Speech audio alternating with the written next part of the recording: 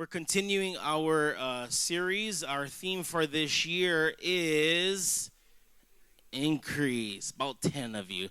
A theme for this year is increase. This year we decided to print out some banners just to drive it home because we do believe that this will be the year of increase, not just for this church, but even for your lives personally. I do believe I'm going to preach a message this week and next week, a little mini-series on a particular topic that I believe is very important, whether you're in business, just personally for our own lives. It's something that I'm very passionate about myself, even as a leader. And I kind of want to start out this message with a quote. P.K. Bernard said this, that a man without a vision is a man without a future. A man without a future will always return to his past. I'll say that again, and I'll preface this, put that in there, a man or woman, right? A man or woman, a person without a vision is a person without a future. How many of you have ever seen someone who lacked vision in their lives and were wandering, not moving with purpose? And he goes on to say that a person without a future will always return to their past. This is why if we're not careful, even in churches we see it, where a church will lose vision. And if we're not careful of moving forward to the preferred future of what God has for us as a church, we will tend to go right back to the past. How many of you have seen it even in your own lives, right? You don't have vision, you tend to go back to what's comfortable, what feels good for you. Every single one of us are leaders, whether you like it or not. Whether you think of yourself as a leader or not, someone is watching you. Whether it's for the good or the bad, hopefully it's for the good. I'll never forget growing up in this church, I never had a one-on-one conversation with people all the time with the adults in the church here. But for me, I was constantly watching them, picking up things, what I could do or should do. I watch men in the church, how they loved their wives. I watched people, how they prayed, how they had vision. And whether they knew it or not, they were a leader. So whether you know it or not, you are a leader.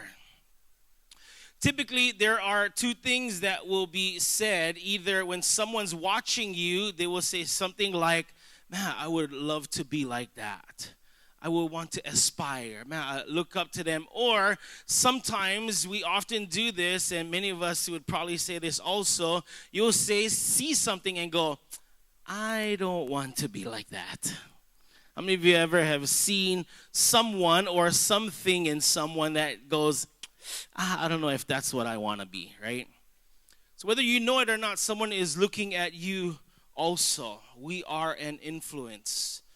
The title of my message today is Seeing Tomorrow from Today. Seeing tomorrow from today.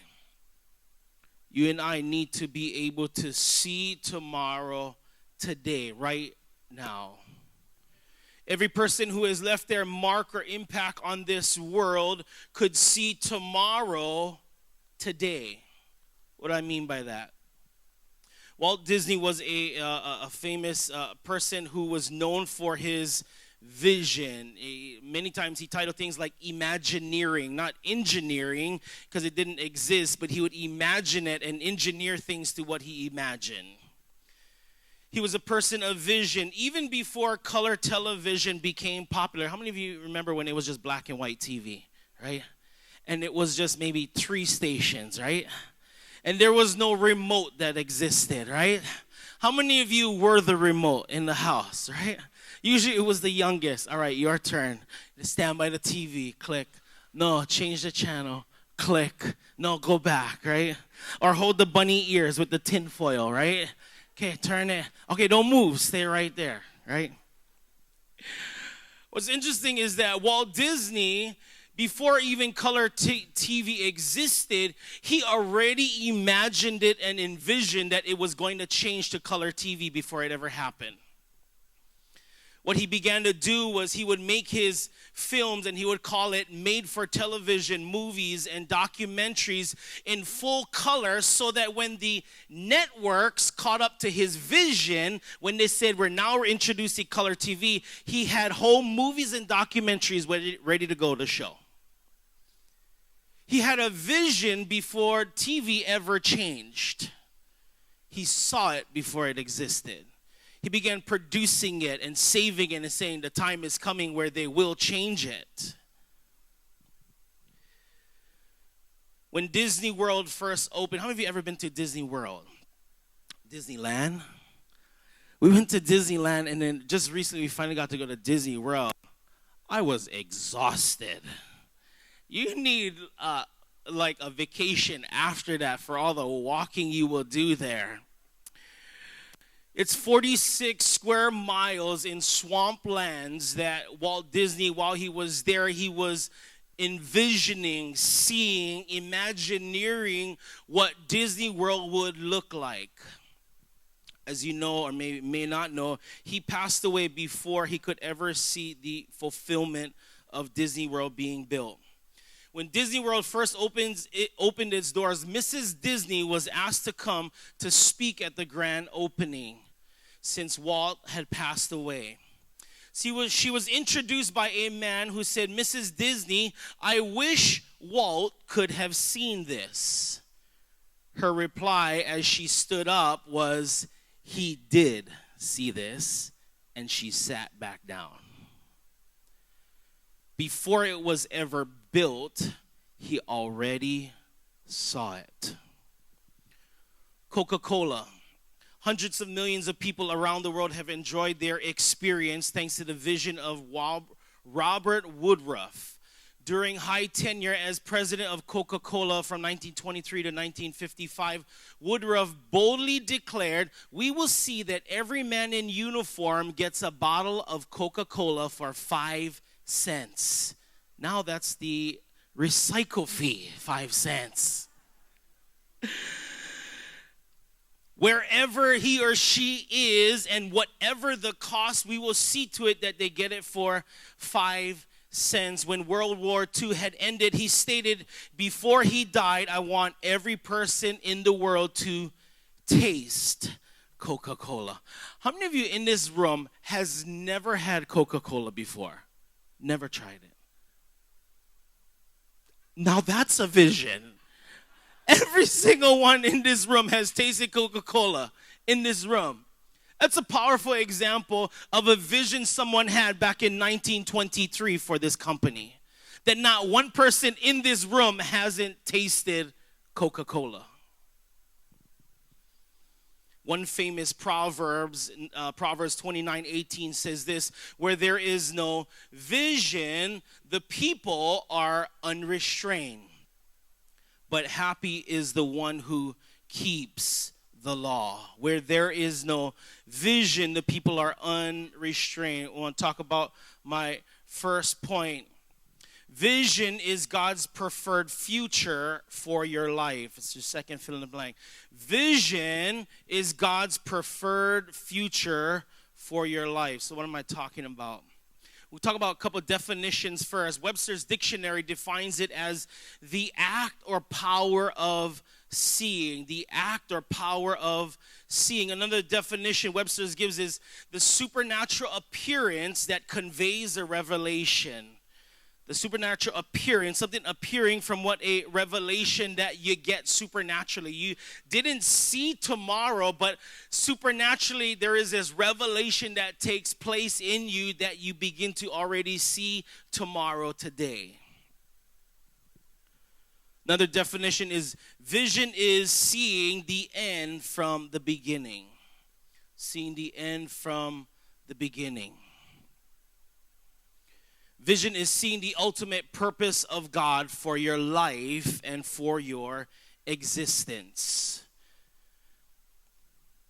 Another definition I do like is vision is the bridge between the present and the future.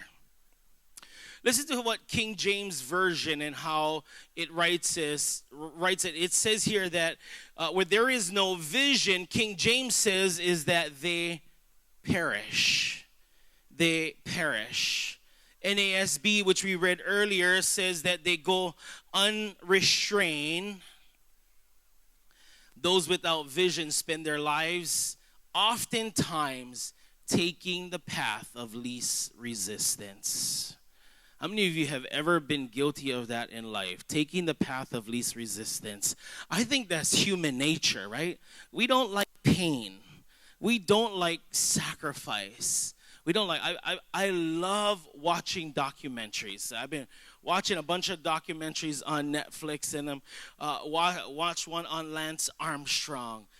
Different story, another day with that one. But one of them I just got watching was on CrossFit. Oh my goodness, you got to watch this thing.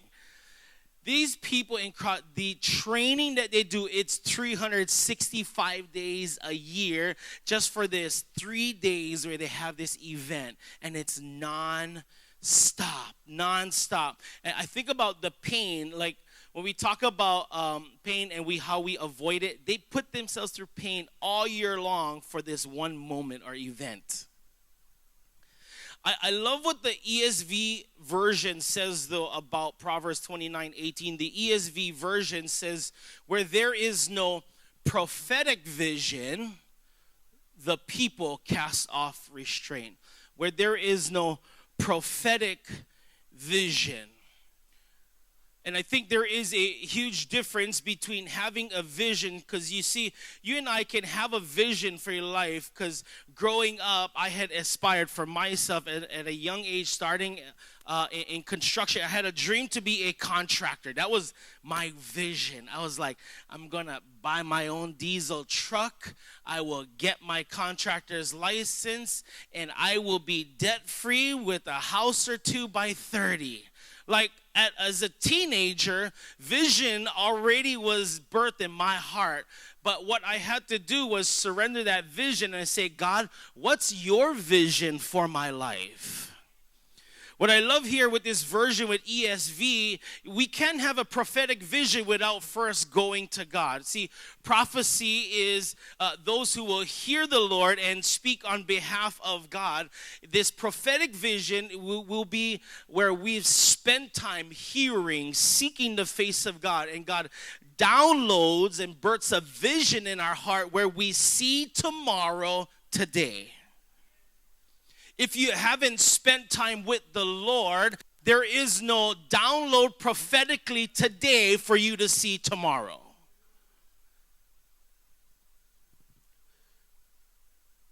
We need to be going to Him. How are you seeking God for the vision that He has for your life? You need to know that God has a preferred future for each and every one of us here. Some of us may not be living up to the potential, the gifts. I think one of the hardest things for me, even as a pastor and as a leader, I see such great potential in people that they can be so much more than they are, and you're trying to encourage them, but they never really live up to that full potential. And for a leader, it's my job, my hope, to speak into them at times prophetically, to see tomorrow, today, a prophetic vision for their life that they cannot even see on their own. That's a leader starting to see what they cannot even see for themselves and begin speaking that into existence so that they can see tomorrow today. Vision is God's preferred future for your life. Couple applications for you to answer on your own. How are you seeking God for His vision for your life? Are you taking the path of least resistance to avoid discomfort? If so, what do you need to do to change that? I hope we evaluate our life. For some of us, we take the path of least resistance because there's a lot of pain attached to saying yes, and we try to take the path, right? Secondly, about vision, what you need to know is that what you see is what you get. What you see is what you get. I think it's interesting that when God decides to bless Abraham, this is what he does to Abraham in Genesis 13, 14 to 15. Genesis 13, 14 through 15. He takes him up. He says, the Lord says to Abram, after that, Lot was separated from him. Now lift up your eyes and look from this place where thou art, northward and southward and eastward and westward. All the land which you see will I give it to you and your seed forever. I think it's interesting that the Lord has to take Abram to this hill for him to visually see. A vision is seeing, and maybe Abraham couldn't conceptually see tomorrow, today, so God takes him up to the hill. And some of us, we need to visually see, and God says, look out. From the north, as far as you can see, to the south, to the east, and to the west. As far as you can see, Abraham, all around you, I will give it to you. And God gives Abram this picture of what he sees.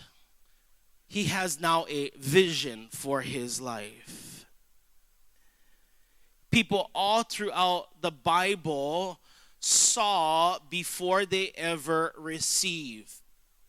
Nehemiah was a person who saw the walls already built before he ever went back. Here he is, this cupbearer to the king of Persia, and the cupbearer was one of the most trusted positions in all of the kingdom, and everything that got fed to the king, you had to drink the wine and taste the food, and if anyone was going to poison the king, the cupbearer first was going to get poisoned and die first, so that king had to trust Nehemiah. And here he is in Persia, and while there, he's catching a burden. He is miles away, yet he already can see tomorrow, today.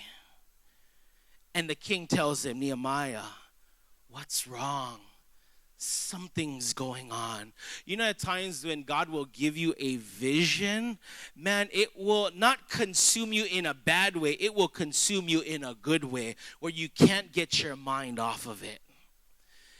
I had times that, yes, Laisha, I come home thinking about things. God's birthday vision. The other night we came down to the church. I had to drop something like 10 o'clock at night. I forgot. I brought it down here. 11 o'clock, I drove to another property that I believe God is birthing in our heart. And I just sat there in front there and I said, God, what do you see? What do you want me to see, Lord? I walked around that property with my flashlight and my umbrella. It was a little sketch, like really sketchy. I just walked anyway. 11 o'clock at night, I don't recommend it. But when God births a vision in your heart, you got to do something about it. 11 o'clock at night in the middle of the rain, I'm climbing stone walls and out there shining lights. I'm like, okay, Lord, yeah, I see, Lord, potential. Yes. What is it that you're seeing? Because what you see is what you get. And if you have no vision, and I'm talking, and next week I'm going to unpack about execution of the vision and how do you obtain a vision and other things. But you need to have a vision, not just for your life professionally, but even personally. What are you seeing for your life? What are you seeing? If you're married, do you see the end of your marriage before you ever started? I'll never forget when Laisha and I got married. We made our wedding video. We've been together now 21 years. And I'll never forget our wedding video that we had cut. We were dressed all old, and I had a mustache and white hair. And who knows, by the time that comes, I might have no hair by the time we reach there. Looking at my uncles and fathers like. But we dressed up in this video for our wedding. You remember that? And we sat on this rocking chair, and we're all dressed in old, and we're like, oh, honey, do you remember the good old days? And we were reflecting on our life at the end. We started off at the end. If you can't see tomorrow today, tomorrow may look very differently for you if you don't see it already. There's a reason why no matter what happens, we fight, we argue things, but at the end of the day, we're going to kiss and make up. Even if the bread stinks, we got to make up, right? Because at the end, the vision is we're still going to be rocking in the chair. Old and gray, without teeth. Bald, probably. Nehemiah sees the wall already built. King says, what's troubling you? He says, my in his heart, God's birthed him, right? His homeland, it's in ruins, it's desecrated. And the king's like, well, what are you going to do? I need to go back. Like when it's a God-birthed prophetic vision from the Lord, you got to do something about it. And I pray that God gives you not just personally and professionally a vision for your family. If you're on your job, a vision for what God's going to do. If you're in ministry for your call on your life, you need to have a vision of tomorrow, today, so you know where God's taking you. Nehemiah sees the walls already built. Joseph, Kyle just read about that this morning with Joseph, right?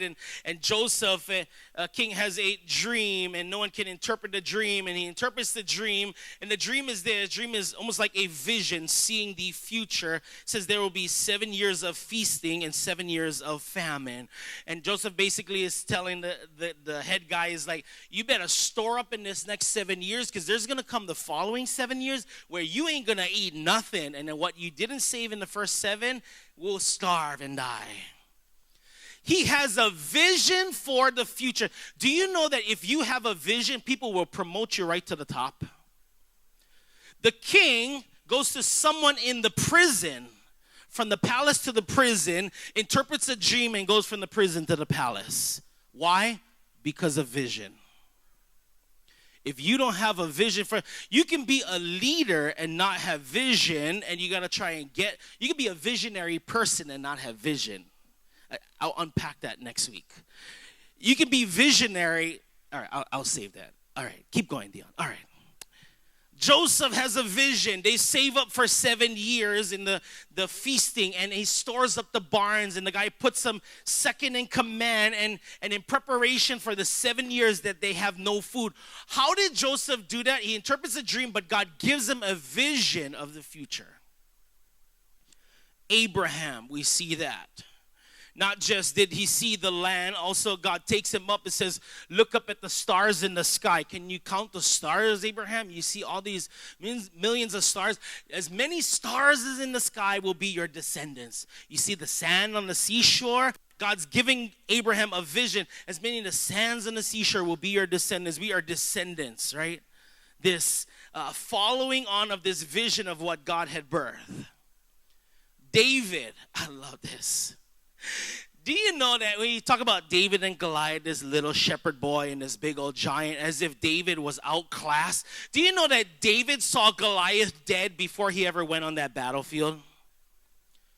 David had a vision. He didn't walk out there and says, oh man, I don't know if I can take down this giant. Listen, he was working his craft in the field, killing the lion and the bear all by himself when nobody was watching. And I'll unpack that later. But you need to know that as you're preparing and crafting the gifting that God has given you, and as you're shaping it, God will give you a moment for you to step out. But if you ain't prepared for that moment, David, he wouldn't have been ready to kill Goliath. I can already see in David's mind, and I don't have time to unpack the full story of David. How do I know that he already saw Goliath dead? Even when he goes to the stream, he picks up the stones. And I remember reading this one story about this pastor, and he picks up 5 stones. And I often wondered, why did David pick up 5 stones when he only needed 1 to kill Goliath? And this one pastor began to unpack the history that Goliath had 4 other brothers. And that just in case Goliath's brothers came out to defend him, he had 4 other stones. And how many of you know that he perfected his craft so much that he didn't need 10 stones? 5 brothers, 5 stones. That's all he needed. He walked out on that battlefield with a vision that all it's going to take is 1 stone to bring this giant down. Do you have a vision in your life that when you step out, I'm telling you, this applies in your marriage. This applies if you're single. What you see is what you get. If you're single and you don't have a vision for what your preferred future of what God's downloading in your heart, you will take anything that comes your way. You will lower your standards. You will say, well, this will be good enough. But if you have a vision of what maybe God's putting on your heart, of the person that he's going to connect you with, if they come along and go like, no, you don't match the vision. You don't love God. You don't have a job. Okay, I'm not going to go there. You know what I'm saying. If you don't have a vision, someone will have a vision for you. And if you're single and you don't have a vision, someone else will tell you what you need and what you want. This is why you better go in, whether you're single, with a vision. To know already in your heart, are you seeing tomorrow today? The more and more I counsel people, the more and more I tell them, I say, man, now's the time to be picky. I mean, not be too picky. Some people have super high standards, but they themselves not getting themselves ready for it. You know what I'm saying? Like, they're like, man, I need the 10. And they're like, but I'm content being the 3, and I ain't going to work on getting any better than that. Right? Like, I'm saying work on you. Right? Okay, moving on. That was for somebody here, okay? I'll give you 4 levels of vision. John Maxwell gives this in his book, and I think you'll find yourselves on one of these 4 levels. 4 vision levels of people. First level is some people never see it. He calls it wanderers. These people are wanderers. You will often see it even in life, maybe even in your family. When they don't have a vision, they are wandering. They will wander from job to job. They will wander from relationship to relationship. They will wander from church to church. They will wander from city to city. They wander from house to house. Discontented, lacking a vision. Does that make sense? If you don't have a vision, you will be wandering on the first level. Second level is some people see it but never pursue it on their own. We call those people followers. Some people see it but never pursue it on their own. And in truth, people have vision. Like God, at times, I believe, almost every single one of you, there are times there's dreams. As you surrender to the Lord, there are dreams and things and plans and vision that he has. But many of us are too afraid to step out on the vision. So we live less than, right? Like we never live up to that full potential. And it doesn't mean that God doesn't love us or he won't use us or won't take care of us. It doesn't mean that. He gives us the opportunity, but it's up to us whether we respond or not. Does that make sense? It doesn't make one person better than the other. I believe God births vision in each and every one of us. Wanderers, followers, the third level is some people see it and pursue it. Some people see it and pursue it. Oftentimes we call those achievers, right?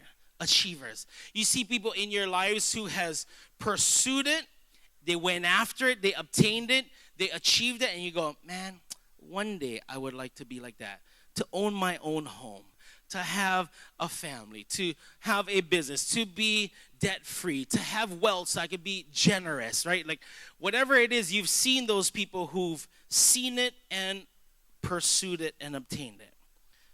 The fourth level is some people see it, pursue it, but then they help others see it. These are called leaders. Some people see it, pursue it, and help other people see it. These people are called leaders. Because what good is it if you're leading and pursuing, but you have nobody following you who you're investing in so that they would see the vision for their lives so that they can fulfill the potential that they have. I pray that God would give us more leaders. More leaders. If there's anything I'm convinced of today in the home, we have a leader crisis. Partly because we have a follower crisis, because we don't know how to follow the Lord, because how can you lead unless you know how to follow first, right? So people don't know how to follow first. Not just, okay, we might need another mic. We're burning out here, right here. People don't know how to test. know how to follow first, so they're not great leaders. And this is true. Leaders who never learn how to follow don't know how to treat other followers. How many of you have seen people who ever reach the top but don't know how to treat the people around them, right? They will step on every person on their way to the top. That's not a leader. That's an achiever trying to get there by themselves. A leader is someone who gets to the top and brings everybody with and says, come on, guys, we're all going to win. We're all going to succeed. In life, what you see is what you get. What you don't see, you can hardly get. And this is true. Let me say that again. What you don't see, you can hardly get, because if you don't see it, it's hard for you to ever walk into it to attain it. You know, I say, well, why are we talking about vision? Because if we're going to see increase this year, man, I'm praying and believing God for a greater vision, that you would go to the Lord, have a prophetic vision birthed in your heart, personally for your life, spiritually, that you're not contented where you're at, but that you would go deeper. Maybe it's in your marriage, as a father or a mother, professionally in your business. If you don't have vision, you won't see an increase. You will end up on level 1 as a wanderer or just a follower. Does this make sense?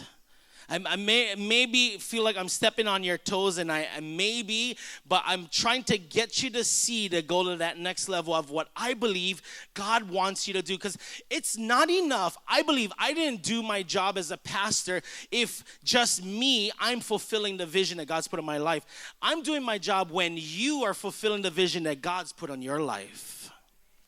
If you're not living up to the giftings and the callings that God put in your life, I'm not doing my job as a pastor by stewarding and speaking prophetically and encouraging so that you live up to the potential that God put in you. I love what T.D. Jakes says. T.D. Jakes says this, the bishop.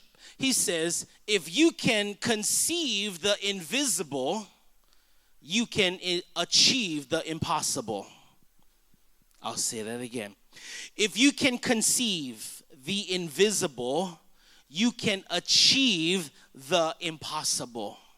If you cannot see the invisible of what your child needs to be like at the end, you will never achieve the impossible. Sometimes I think parenting seems impossible. It's so repetitive. Every single day, it seems like we say the same things over and over, right? And yet, it doesn't change because we've already seen the end of what we want to see. Right? There are times where we're running out the house and Lacey will yell from another room, did you guys read and pray? And we're like, stop. All right, grab your Bible. Let's go. Back in the room. All right, sit. Pick out a story. All right, let's read this story. We're going to read. We're going to pray together. Why? Because we've already seen the invisible of what this boy is going to be like. We can achieve the impossible. If you don't see it in your marriage, if you don't see it in your business, what tomorrow looks like, you will never achieve it. Application, what do you see in your future? Personally, professionally, spiritually, maritally, as a parent. And then also, what level of vision are you currently on? And do you want to move to a new level? And it's no knock against you. If you feel comfortable being a wanderer, we can never force you to take a next step. I'll encourage you. I'll pray for you. And I'll point the way and show you that there's so much more potential for your life, but I can't make you do it. What level are you on, and what level do you want to be on next? And what does it take to move there? Vision is God's preferred future for your lives. What you see is what you get. And finally, no more running wildly. No more running wildly. If we want to see increase on our life, no more running wildly. Listen to what Proverbs 29:18 in the GWT version. There is a version for everything in the Bible, okay? And I don't have time to unpack the differences in the version, but they kind of fit in 3 different categories. But here it is, GWT version. Without prophetic vision, people run wild. Without prophetic vision, people run wild. You see, this is true. Oftentimes we'll counsel a couple, and if they don't have a common goal of what God's calling them to and a common vision of where they're headed to financially, educationally, maritally, as a family, if they're not moving in the same direction, boy, do they start running wild. And everybody has their own dreams, plans, and vision for their life, and at times they're like this. And the two occasionally will meet and then keep running. Without prophetic vision, people run wild, but blessed are those who follow God's teaching. Blessed are those who follow God's teaching. There are many in life who run wild because they have no vision. I don't have time to unpack this whole study of what the powerful effects, and this is true across the nation, of what a fatherless home looks like in the life of a child. Why? Because even as a child, children need direction, vision. Point them somewhere, and this is true.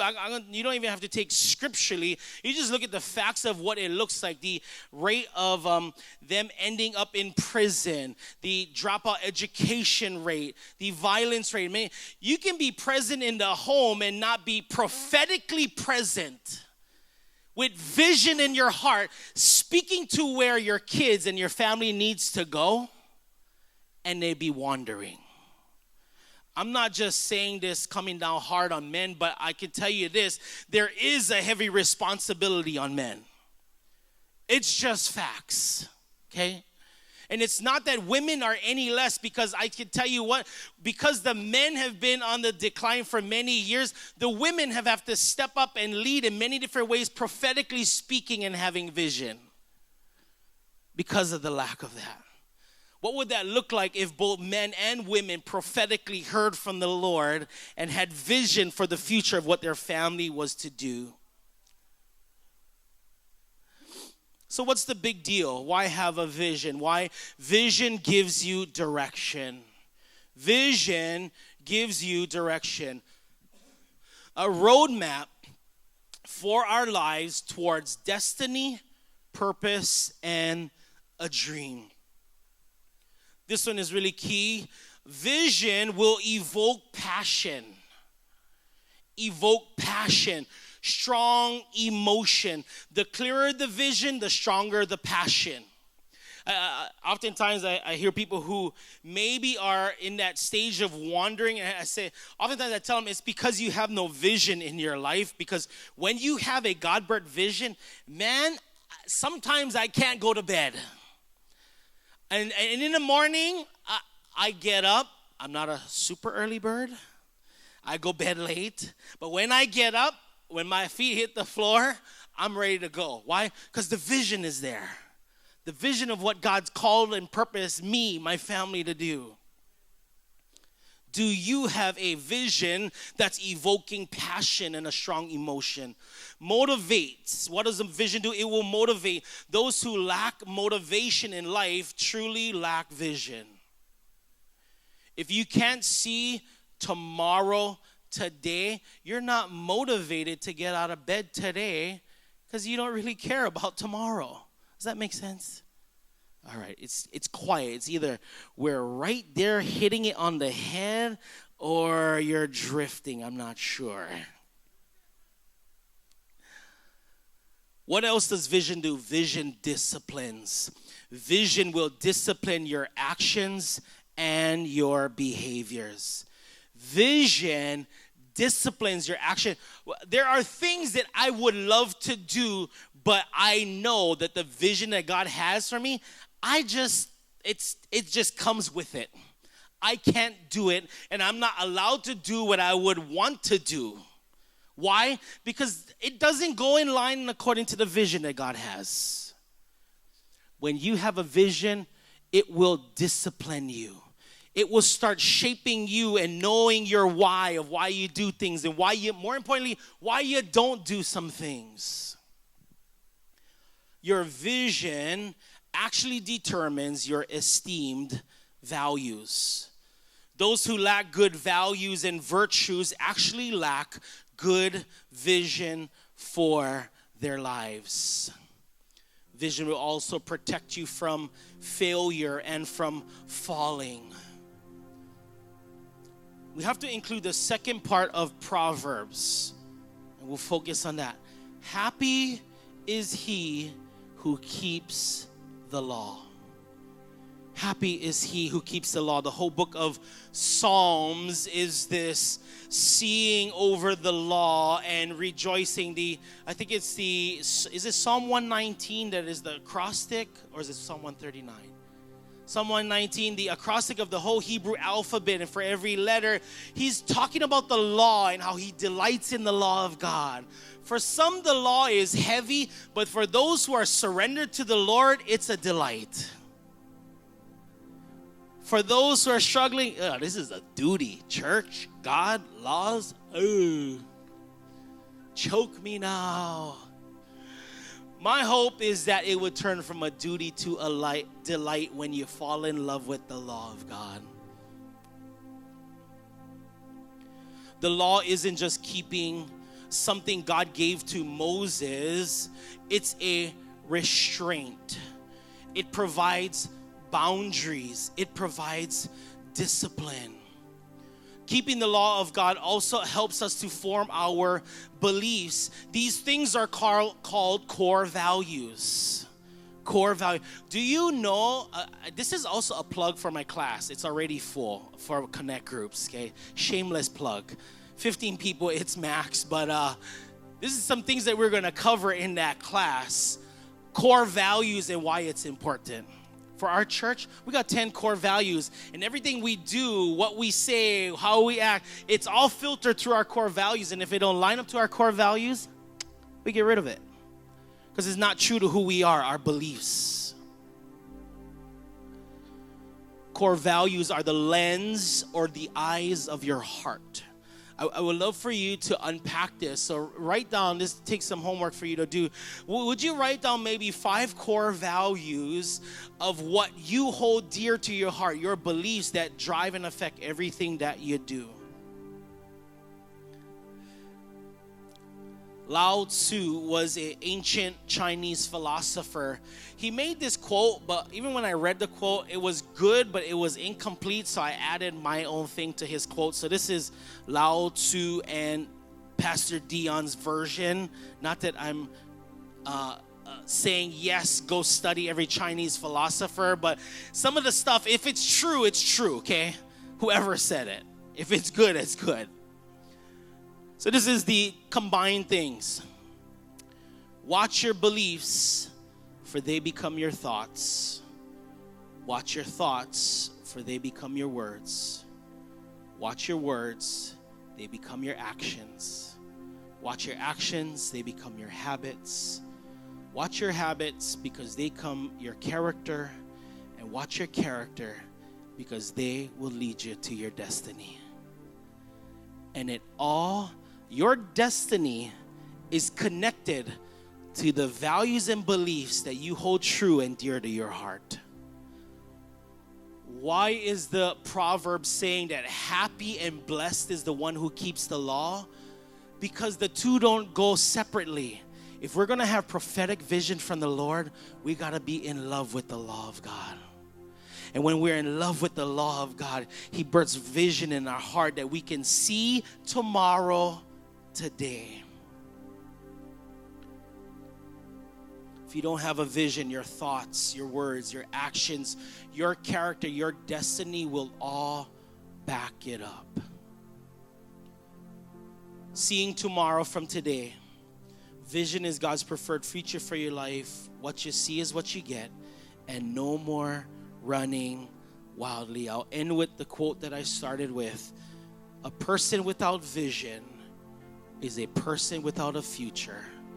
And a person without a future will always return to their past.